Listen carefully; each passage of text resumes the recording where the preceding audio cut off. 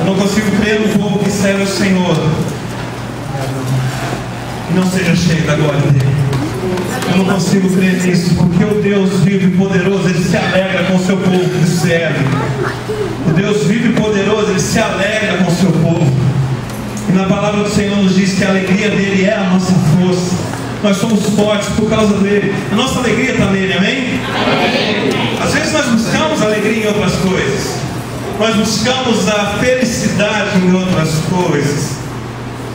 Mas acaba logo.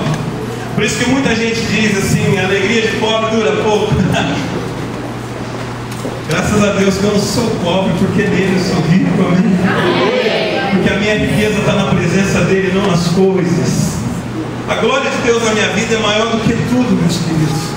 Eu amo mais a Deus do que a minha casa. Eu amo mais a Deus do que o ministério. Eu amo Deus acima de todas as coisas, acima de mim mesmo, porque eu sou incapaz de me amar. Mas a partir dele eu posso fazer isso. Ele é o Senhor da minha vida. Glória a Deus.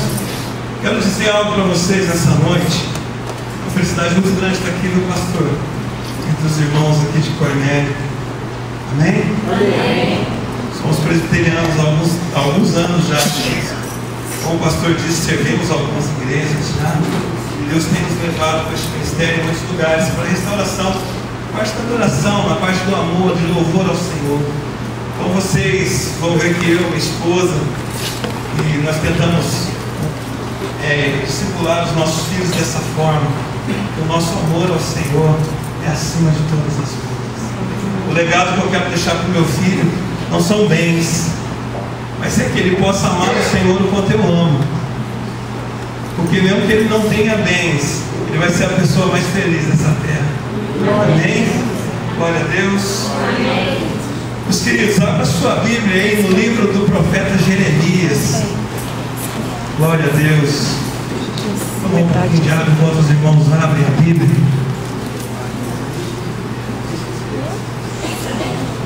Opa! Só liberar só o senhor. Quer orar? Sim. Enquanto vocês abrem também, vem cá, criançada, cadê a criançada? Vem cá, tio, um pouquinho. Alguns já foram. Oi? Alguns já foram. Alguns já foram? Então vem cá, os que estão aqui, os que já foram, a gente ora por eles. Vem cá. A criançada que ficou esperando, né? Eu não libera, vocês vão para lá também? Nós somos peças que são grandes, né? Desculpa, o tio também, né? Foi mal, né? Vem cá. O que vocês veem aqui? O que vocês enxergam aqui? Eu vejo aqui que ofertas, porque na Bíblia diz que o Senhor derramaria o seu espírito sobre toda a carne, e os jovens profetizariam. Eles são profetas. Amém? Amém. Essa é a geração de profetas. Vamos orar por eles. Senhor Deus, em nome de Jesus Cristo de Nazaré, nós agradecemos ao Senhor por essas crianças. Nós agradecemos ao Senhor porque o Senhor tem levantado no nosso meio frutos da tua promessa, jovens que serão profetas, jovens que serão pastores, missionários, que levarão o teu nome sobre a terra. E nessa hora, Senhor, nós abençoamos essas crianças para que eles possam aprender no seu cultinho lá, para que eles possam aprender do Senhor, para que eles possam crescer fortalecidos na palavra do Senhor. Em nome de Jesus que eu oro e agradeço ao Senhor. Vamos lá, bênçãos do Senhor. Amém. Ficou tão bonito? Mas eu tenho um sentido de menino aí. Se continuar assim, né? Tomara que continue essa proporção, né? Os meninos, né? Quando você for escolher sua princesa, você quer. Glória a Deus. Glória a Deus. Jeremias, todo mundo abrindo aí? Só eu que não abri Jeremias. Quero dizer para vocês, Jeremias capítulo 1, tá, queridos? Lá no capítulo 1 de Jeremias, quero dizer para vocês algo nessa noite.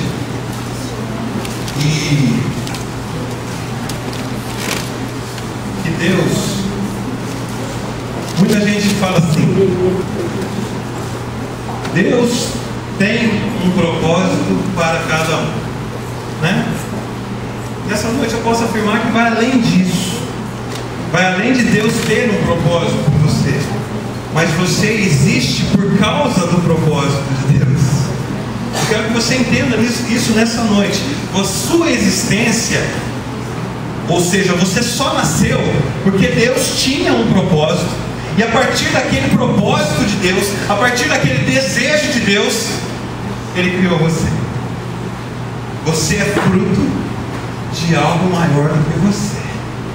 Você é fruto de um propósito de Deus. Eu vou ilustrar com esse texto de Jeremias, capítulo 1, é super conhecido. Talvez vocês já ouviram milhares de pregações acerca desta palavra. Mas nessa noite o Espírito Santo quer trazer para vocês esse desejo de cumprir o propósito dele, amém? Eu vou ler na minha versão, que é um pouco diferente, tá? Eu estou com a NVI aqui, tá bom? Uma versão um pouco diferente, mas vão acompanhando comigo aí. As palavras de Jeremias, filho de Ilquias, um dos sacerdotes de Anatote, no território de Benjamim. A palavra do Senhor veio a ele no 13º ano do reinado de Josias, filho de Amon, rei de Judá. Durante o reinado de Joaquim, filho de Josias, rei de Judá, até o 5º mês do 11º ano de Zedequias, filho de Josias, rei de Judá, quando os habitantes de Jerusalém foram levados para o exílio. A palavra do Senhor veio a mim dizendo: antes de formá-lo no ventre, eu o escolhi. Antes de você nascer, eu o separei e eu o designei profeta das nações. Mas eu disse: ah, soberano Senhor, eu não sei falar, pois ainda sou muito jovem. O Senhor, porém, me disse: não diga que é muito jovem. A todos a quem eu o enviar, você irá e dirá tudo o que eu lhe ordenar. Não tenha medo deles, pois eu estou com você para protegê-lo, diz o Senhor. Senhor Deus, nessa hora eu quero orar ao Senhor novamente, como nós temos feito muitas vezes nessa noite. E quero pedir para que a Tua palavra, Senhor, nessa noite, seja viva em nossos corações, seja rema em nossas vidas, para que nessa noite nós possamos sentir o manifestar da Tua glória em nós, e que nós não sejamos mais os mesmos, através do Teu Espírito, em nome de Jesus. Amém. Meus queridos, aqui nós temos um cenário bem interessante. Aqui Jeremias, e a gente pode usar várias coisas aqui, diz que ele recebeu a palavra do Senhor no deserto. Ele estava no deserto. Eu fico imaginando como ele recebeu essa palavra. O deserto na Bíblia quer dizer várias coisas, e sempre quer dizer provação, e a maior delas é a escola. Tem um amigo meu que diz que a maior escola do profeta é o deserto. Todo deserto todo profeta tem que passar pelo deserto. Toda pessoa que tem um chamado tem que passar pelo deserto, porque é no deserto que ele ouve a voz de Deus. É incrível isso. Em nossas vidas, nós passamos por períodos secos de deserto, na nossa fé, no nosso ministério.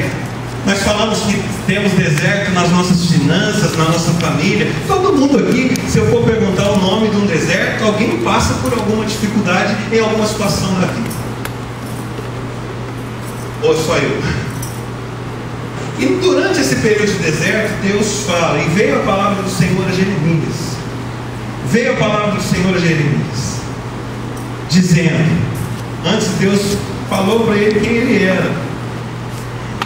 Eu, antes de formá-lo no ventre da sua mãe, ele quis dizer assim: Jeremias, eu te conheço faz tempo, meu querido. Você está no deserto aí, faz parte do meu propósito que você esteja nessa situação. Faz parte do meu propósito que você esteja como você está. Eu te formei para isso. Quando nós trazemos para as nossas vidas o chamado de Jeremias, ou o chamado de Deus para nós, pastor, posso descer um pouquinho aqui? Porque eu fico andando, eu sou meio inquieto, viu, gente? A impressão que lá longe eu fico longe de vocês, eu não gosto de ficar longe, né? Eu gosto de ficar mais pertinho. Amém? Pastor, não achou bem isso? Fico andando, né? Não sou muito bonitão não, mas não assusto não, tá, irmãos? Fazia parte do propósito de Deus que eu fosse assim. Quando Deus tinha um propósito, eu vou trazer para vocês isso aqui, queridos. Quando Deus pensou em fazer algo para essa cidade aqui, eu fico imaginando antes da criação da terra, e Deus pensou em algo para a cidade de Cornélio Procópio. E ele pensou em algo que fosse transformar a cidade de Cornélio Procópio. Já existia nos planos de Deus a cidade de Cornélio Procópio, amém? Amém. Partindo do princípio que nós cremos na soberania de Deus, amém? Amém. Glória a Deus por isso. E aí Deus já tinha um plano, e ele já falava, puxa, eu preciso criar alguém para um propósito definido. Puxa, eu preciso de alguém que tenha até as pernas mais curtas ou mais compridas, os braços assim, um cabelo assim, que ela tenha um rosto dessa forma, porque o rosto dela vai ajudar que ela entre em tais lugares. E ele precisava marcar você de alguma forma para que você, a partir das suas marcas, pudesse glorificar o nome dele. Então tudo que Deus criou em você havia um propósito para que você cumprisse aqui nessa cidade. Amém? Estão me acompanhando? Quando Deus falou para Jeremias, eu te formei no ventre da sua mãe. Ele estava falando assim, na hora que eu estava te formando, eu estava te projetando, eu estava te adaptando ao projeto que eu tenho para você. Jeremias, ele foi criado para ser, e o pior é que o propósito de Jeremias não era nada bom. O propósito de Jeremias era levar para aquele povo as más notícias de Deus. A princípio, ele levaria notícias terríveis para aquele povo, de exílio, de prisão. E Jeremias, ele teve que abandonar tudo aquilo que ele sonhava para seguir o propósito de Deus. Eu fico imaginando, é mais ou menos assim, nós temos as nossas vidas, nós fazemos as nossas coisas, nós temos os nossos planos, amém? Todo mundo aqui planeja, todo mundo faz as coisas, e eu vou dizer algo sem medo, tá? De ser feliz. Poucas vezes a gente pergunta para Deus se era aquilo mesmo que era para fazer, e a gente vai fazendo. E a gente vai fazendo. E Deus vai abençoando, porque nós somos abençoados pelo Senhor, amém? Amém. Mas quando a gente começa a se desviar muito daquilo que é o propósito de Deus para as nossas vidas, Deus nos leva até o deserto. Vê se vocês me acompanham. Para lá, Ele vir falar com você sobre os seus propósitos, o propósito dele na sua vida. Jeremias, quando a gente estuda a fundo a vida de Jeremias, a gente percebe que ele tinha uma paquerinha, uma possível esposa, ele queria se casar, uma possível futura noiva. Quantos jovens aqui sonham se casar? Nem tem os jovens aqui que querem se casar, glória a Deus, vai casar, viu, irmã, aleluia. Só ela, viu, vai casar, porque só levantou a mão ali, viu? Glória a Deus. Temos mais aqui que quer casar aqui, amém? Glória a Deus, aleluia. Aí começaram agora. Ô glória, recebe aí. E aí Jeremias estava ali sonhando. Jeremias estava ali sonhando, viu, irmã? Às vezes ele arrumou ungida. Imagina, ele achou, vou casar com aquela. Nem perguntou para Deus se era ela mesmo, mas vou casar com ela. E Deus de repente mostrou o propósito dele. O propósito dele não era para casamento. O propósito para Jeremias era maior do que ele. Era maior do que o sonho dele. Jeremias chegou a um ponto de falar assim, eu fui envolvido, eu fui seduzido pelo ministério do Senhor. Glória a Deus. E Deus alegrava Jeremias no seu ministério. Mas durante aquele período em que Jeremias recebeu a revelação de Deus, presta atenção, Jeremias sentiu medo. Mesmo sabendo que Deus falou para ele, Jeremias, eu te criei no ventre da tua mãe, eu te fiz e te moldei exatamente para um propósito. Diz a palavra do Senhor que Jeremias teve medo. Jeremias falou assim, eu sou muito jovem. É isso que está escrito na sua Bíblia? É isso que está escrito? Jeremias disse que era muito jovem. Ou é só na minha que está escrito isso? Olha só, no verso 6. Ah, soberano Senhor, eu não sei falar. Está escrito o que na sua Bíblia? Pareço. Ou seja, sou muito novinho ainda. Pareço uma criança. As pessoas não vão me dar credibilidade. As pessoas, Senhor, elas vão olhar para mim e falar assim, ih, você vai pregar para mim? Quem é você, meninão? Quando nós recebemos um chamado, queridos, Deus não nos chama pelo que nós temos ou o que nós somos. Amém? Deus nos chama pelo aquilo que nós vamos nos tornar nele.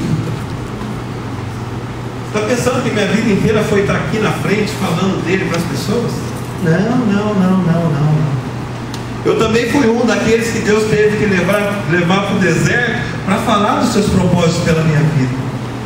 Deus, quando Ele me formou, Ele tinha um propósito para mim. O propósito dele era que eu amasse Ele acima de todas as coisas e que eu levasse por esse mundão afora o amor dele e esse desejo de adorá-lo. Esse era o plano de Deus para mim. Ele me fez para isso. Ele me construiu para isso. Porém, Ele me deu um talento para isso. Deus, Ele me deu o talento de gostar de música, de ter facilidade para as coisas de música. E a princípio eu não usei ela para ir. Não. A princípio eu usei a música para outras coisas. Eu fui músico profissional do mundo, né? Eu falo que músico profissional do mundo é complicado. Do mundo, não vou falar do mundo. Trabalhava fora da igreja, secularmente. Trabalhei por mais de 15 anos. Trabalhei e cheguei a lugares em que poucos chegaram na parte de música. E eu atribuía todo esse sucesso a Deus. Eu falava, é Deus que está me dando.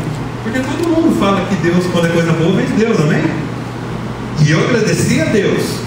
Falei, Deus, obrigado. Eu cheguei a trabalhar com grandes nomes da música popular brasileira.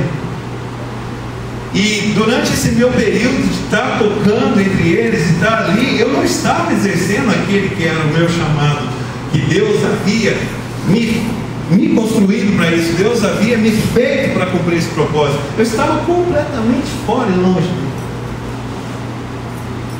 E eu me lembro que houve uma época da minha vida que eu estava tão cego que eu já não estava nem me importando mais com a minha família, já não estava me importando com mais nada. Eu queria era aquilo que o sucesso, eu queria era chegar mais longe. Para quem é músico, e eu na época eu acompanhei muita gente, eu queria ser um grande sideman de qualquer artista. Eu trabalhei durante algum tempo no SBT, acompanhando alguns artistas. Acompanhei Daniel, Bruno Rony, Sidney Magal, Vando. Não faz essa cara, foi o Vando, verdade. Ela fez uma cara assim, Vando. Tá rindo, é verdade. Acompanhei esse pessoal todo. Mas assim, a gente tinha contato, convivia, e a gente via que eles eram pessoas, apesar de alguns deles estarem no sucesso ainda, muito tristes, pessoas incompletas. E eu também era incompleto. Eu também sentia falta de alguma coisa.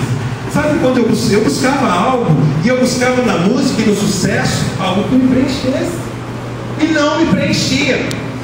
E isso vai virando um ciclo vicioso, não me preencheu. E aí você descobre algo que não te preenche, mas faz você esquecer do vazio por alguns instantes. Tem gente que encontra isso nas drogas. Por alguns instantes você usa a droga, por alguns instantes você esquece do vazio. Só que a droga, ela te leva a ficar usando, porque logo passa o efeito e você se lembra que está vazio. E esse vazio, meus queridos, não pense que é algo do demônio, não. Esse vazio Deus colocou em nós. Esse vazio foi feito por Deus em nós, porque é o lugar dele, é o lugar que ele preenche, que ele enche. Só ele pode encher esse vazio, amém? Amém. Se você está na igreja, meus queridos, e talvez você sinta esse vazio ainda, porque é algo que Deus ainda precisa preencher em você. E não é o ministério que vai fazer você ficar cheio de Deus. Não é entrar em 62 ministérios da igreja também, porque tem gente que é do louvor, é da diaconia, é da limpeza, é da reunião de homens e mulheres, é da reunião das crianças, joga bola, joga basquetebol. Não tem uns assim? Aí chega e fala assim, não, irmão, se eu não fizer, a igreja para. Para não, irmão. Não para não. Quem vai parar é você. Porque isso não vai preencher o seu vazio. O ministério é importante, mas aquele no qual Deus te chamou e planejou para que você fizesse, aí você vai fazer bem, o ministério vai crescer, a igreja vai crescer, vai ser abençoado a partir da sua vida. Voltamos ao deserto. Aí eu estou lá no mundo um dia tocando, e eu estava muito feliz naquele dia. Eu lembro muito, eu lembro disso, que a felicidade que eu estava nesse dia. Era uma quarta-feira de manhã. Eu cheguei lá nos estúdios do SBT cedo, estava lá contente, porque haviam 2 gravadoras que iam lá assistir a gente, nossa banda lá, né? Porque a gente provavelmente seria, os planos deles era que a gente gravasse com essa gravadora e se transformasse numa banda parecida com Roupa Nova ali, porque não tinha ninguém no mercado para disputar com eles ali. Eu estava contente, eu falei, hoje. E as 2 gravadoras eram, uma era o Warner e a outra era a BMG, né? Eles chegavam lá e todo o pessoal do SBT lá assistindo, porque eles gostavam muito da gente. Isso era antes, por detrás dos bastidores ali, né? E a gente tocou, eles gostaram muito e saíram lá negociando para ver quem dava mais. Estava nesse tempo. E naquela noite a gente tinha um programa especial lá com o Daniel. E aí, beleza. Acabamos de passar, com certeza uma das gravadoras ia dar certo. Fui lá pro camarim, me trocar, tomar um banho, Deus, obrigado, né? Obrigado. Lá no Espírito de Deus, aleluia. E aí eu ouço aquela voz que todo mundo quer ouvir, mas quando ouve arrepia. Larga tudo e me segue.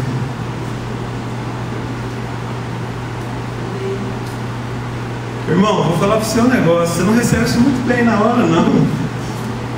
Na hora você... É que a gente vê na televisão os irmãos que ensinam como é que faz, sabe? Quando vem uma voz estranha que fala um negócio para você, aquelas vozes estranhas, você fala, sai, né?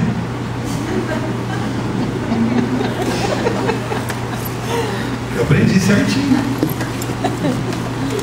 Estava expulsando o Espírito Santo, não é isso? Você já risado, mas é verdade. O Espírito Santo, ele é...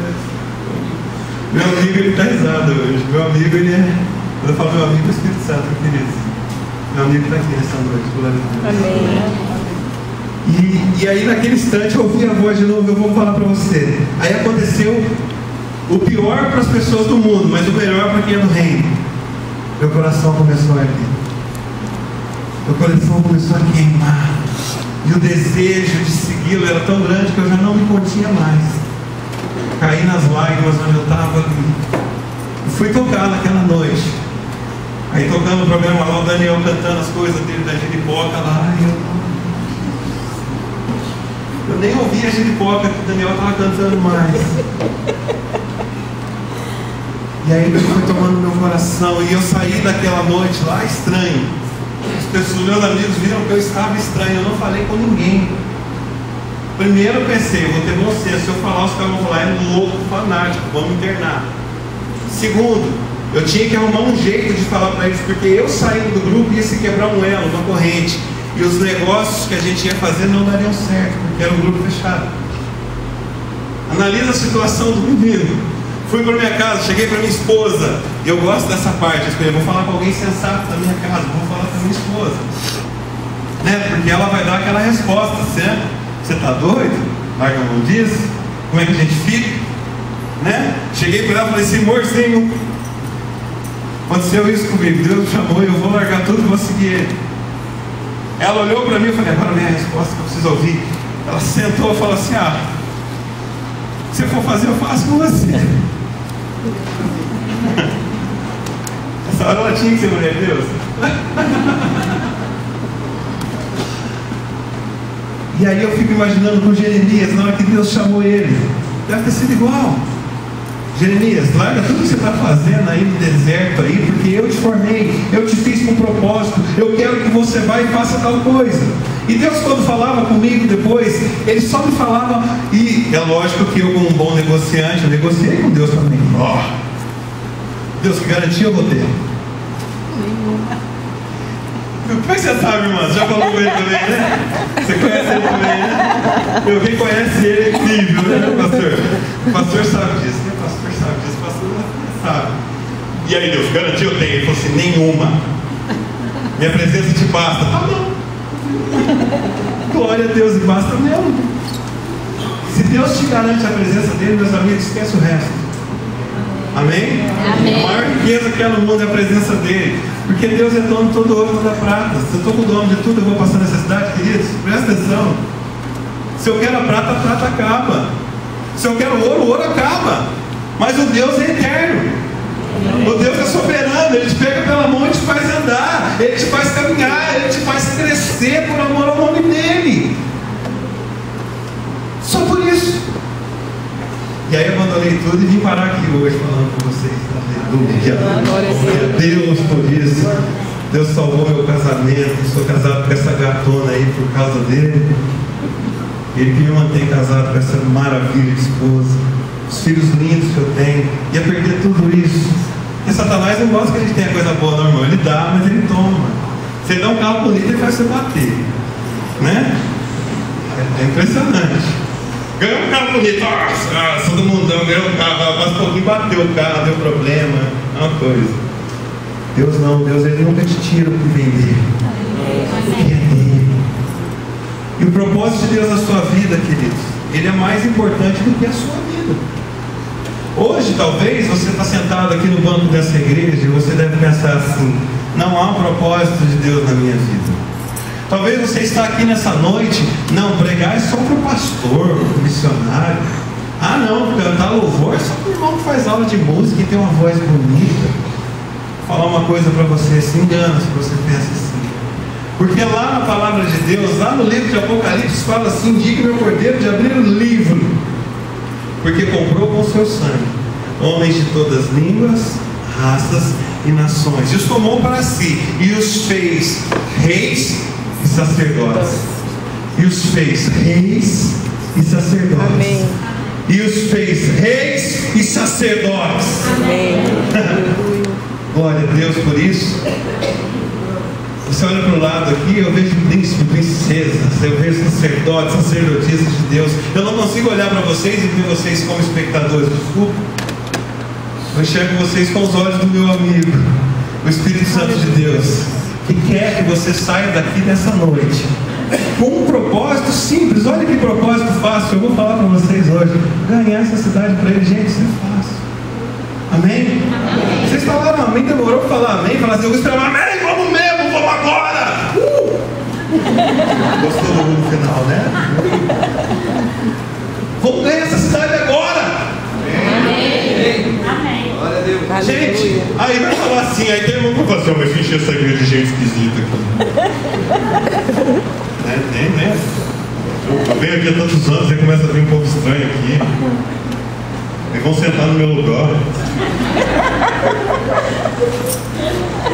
Gente, isso existe em algumas igrejas no país, espero que aqui não.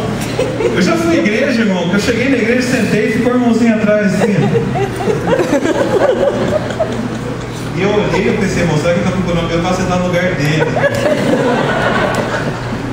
Eu tive discernimento do Espírito Santo na hora. É o lugar dele. Eu levantei e falei: nossa, irmão, vou ter que pegar. Eu falei: você que está aqui, eu vou ali pegar um negócio ali. O irmão do lado. Gente, tomara que enche essa igreja de gente estranha. Amém. Tomara que do teu lado seja uma pessoa esquisitona aí. Quem sabe esse esquisitão é o próximo Jeremias dessa geração. Amém. Quem sabe esse esquisitão que vai sentar do teu lado é o teu Timóteo, e você vai ser Paulo na vida dele. Amém. Quem sabe esse próximo esquisitão que vai sentar do seu lado vai ser aquele que vai ganhar bairros e vai ser conhecido. Amém, Senhor. Quem sabe você que toca um pouquinho de violão ali e você acha que você toca pouco, e você ensina um rapazinho a tocar lá, ele vai ser o próximo Fernandinho dessa geração. Glória a Deus. Meus irmãos, não subestime o que Deus tem para você. Não diminua o seu chamado por causa do teu medo, como Jeremias tinha. Porque Deus falou e prometeu para Jeremias: você vai falar aquilo que eu te mandar falar. Você vai dizer aquilo que eu mandar. Basta você falar apenas o que Deus mandar. O resto que vem de você, deixa eu falar, não presta mesmo. Fala só o que Deus quer que você fale. E Ele fala assim: eu estarei com você. Aí você fala assim para mim hoje: ah, mas isso falou para Jeremias, que vai estar com ele, não falou para mim. O contexto ali era para Jeremias. Amém, era para Jeremias, estava falando para Jeremias, creio nisso. Então eu vou trazer um contexto para você então. De repente você está aí pensando, Jeremias, né? A Bíblia não fala nada disso para mim não, tá louco? Você está aí, a Bíblia fala isso para mim. Eu estou aqui na igreja há 30, 40 anos aí, 20, e nunca Deus falou isso para mim. Uma vez, irmãos, enquanto eu abro aqui, Atos dos Apóstolos, abrem Atos, tá? Enquanto você abre. Uma vez tinha um irmãozinho que queria ser missionário, um jovem que queria ser missionário. Ele falava assim: eu tenho um chamado missionário para pregar as nações e eu estou esperando a voz de Deus falar comigo para eu sair da minha casa e ir pregar o evangelho. E o discurso dele durou 1 ano, 2 anos, 10 anos, 20 anos, 30 anos. E um dia, ele já estava com seus 50 anos, e a mãe dele bem velhinha. E ele lá triste. E ela chegou, não casou, coitado, encaiou lá ainda. E a mãe dele chegou e falou assim: filho, cadê aquela força que você tinha? Ah, mãe, estou esperando tantos anos Deus me enviar, e Deus me enviou. Deus não mandou que eu fizesse nada. Aí aquela velhinha abriu aqui no livro de Mateus, lá no finalzinho, e falou assim: Deus te enviou faz muito tempo, filho. Como assim, mãe? Jesus disse assim: ide, pois, pregai o evangelho a toda criatura, fazei discípulos, batizando no Pai, do Filho e do Espírito Santo, e eis que eu estarei convosco todos os dias. Quem não conhece a grande comissão? E aí sim, aquele homem com seus 50 e poucos anos saiu para ser um missionário. Deus já falou há 2000 anos para nós o nosso propósito. Deus já falou para você: ide, prega o evangelho. Deus já falou isso para você, não chamou só eu, chamou você também. Mas eu quero que você abra no livro de Atos dos Apóstolos.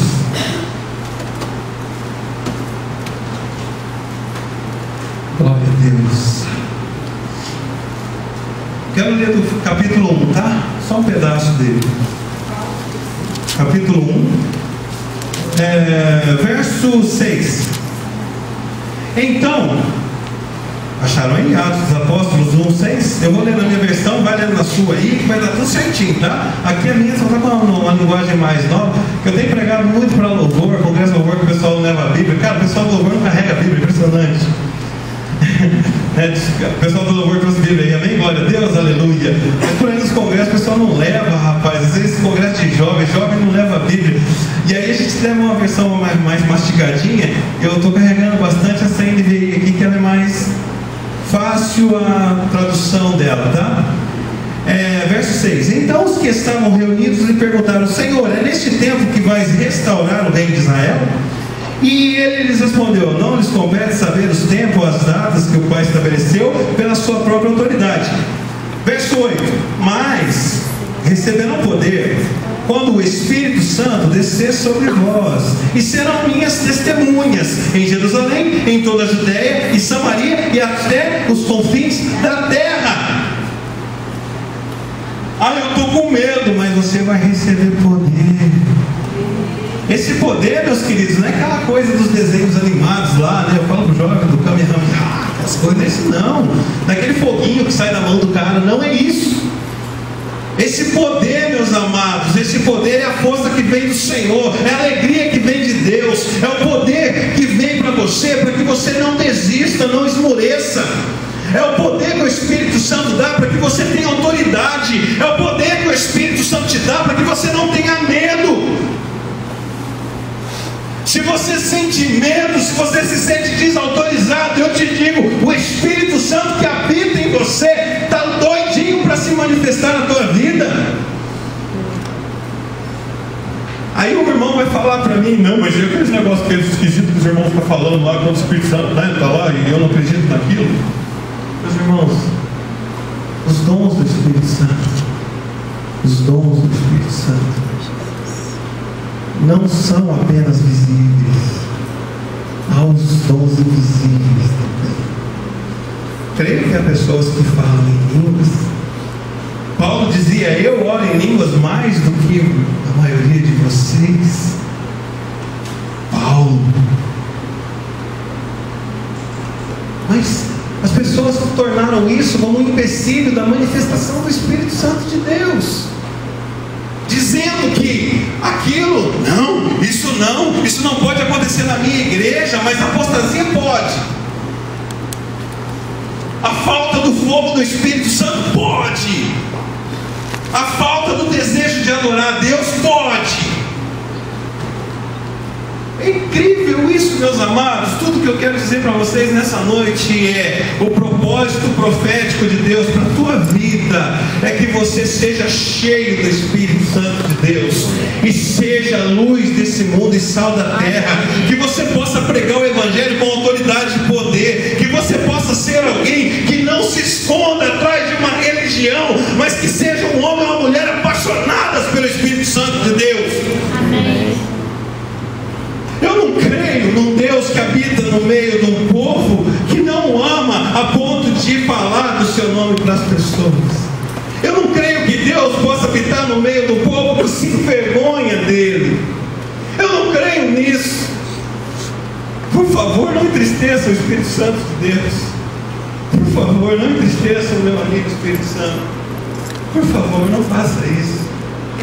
Ele chama para ter intimidade. Ele quer intimidade com você. Jovem, você tem um propósito, amém? Quantos jovens temos aqui? Ó, jovem até 102 anos, tá? Glória a Deus. Glória. É porque depois de 102 já começa a ficar mais difícil. Moisés fala, né? Não, Moisés já ficou meio ranzinza. Passou do 100, mas ele ficou meio chatinho. A gente vê lá. Então a gente já vê que a juventude dele acabou ali, né? Então, até 102. Amém? Amém. Glória a Deus. Recebe isso, irmão. Glória a Deus. Amém. Jovens, às vezes o jovem ele pensa no propósito e ele tem medo, porque ele pensa que as pessoas vão começar a chamar assim, chatão, né? Nossa, o cara ficou crente, aquele jovem virou crente da igreja presbiteriana independente, ficou chato pra caramba, né? Irmão, eu gosto de falar isso. Só um negócio dele. Não é porque você virou crente, você virou chato. É que você é chato mesmo. Alguém tinha que falar, desculpa. Desculpa, tá? Jesus não foi crucificado porque ele era chato. Pelo contrário, Jesus era legal pra caramba. Jesus era o cara.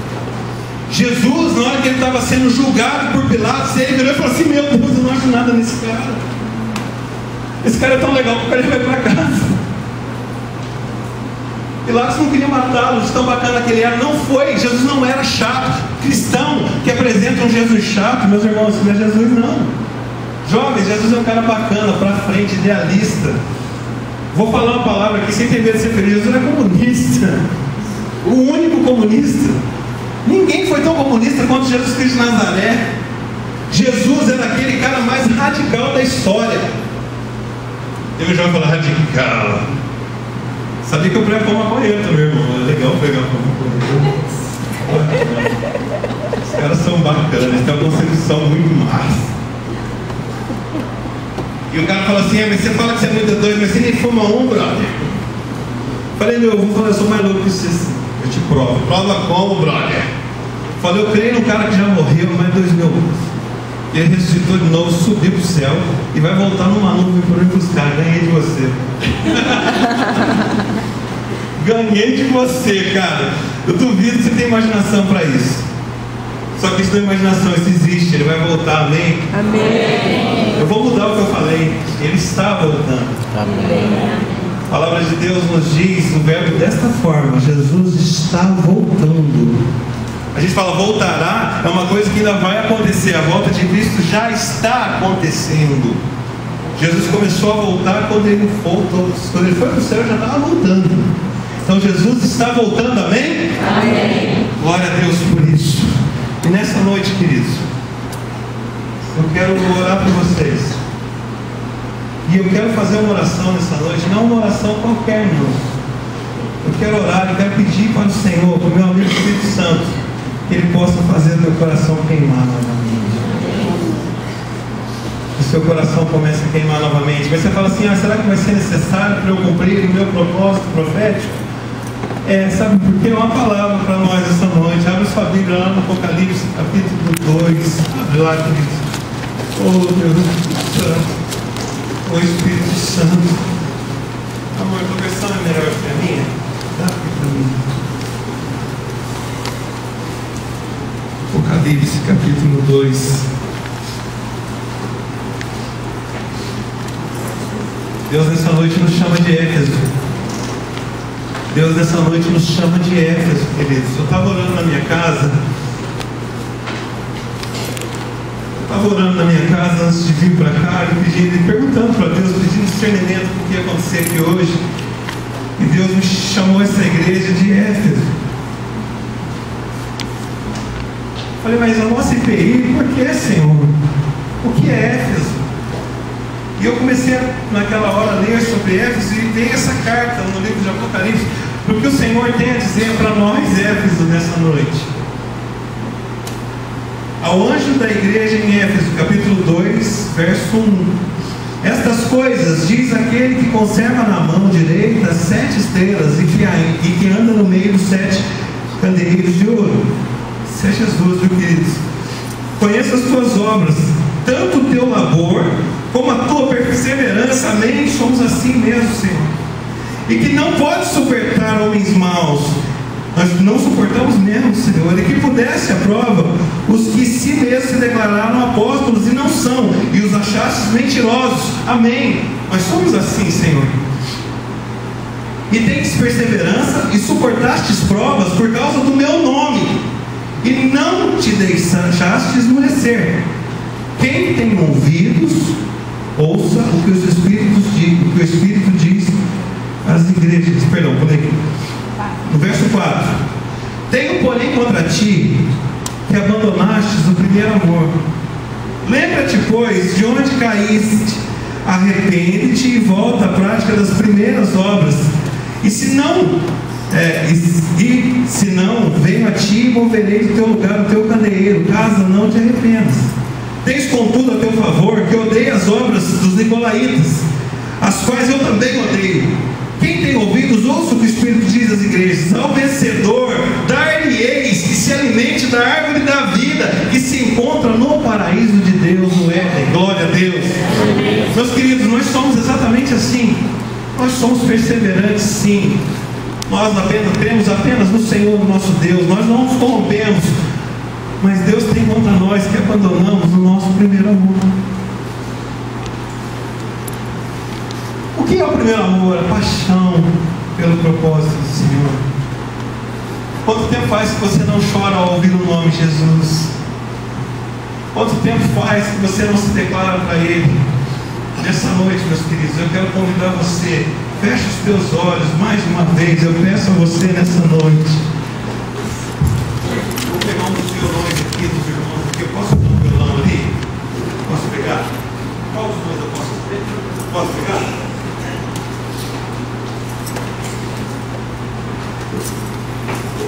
Feche teus olhos. Feche os olhos.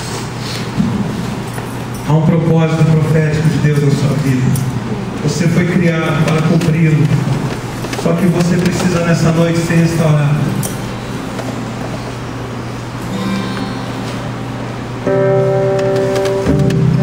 Feche teus olhos. Eu quero cantar uma canção.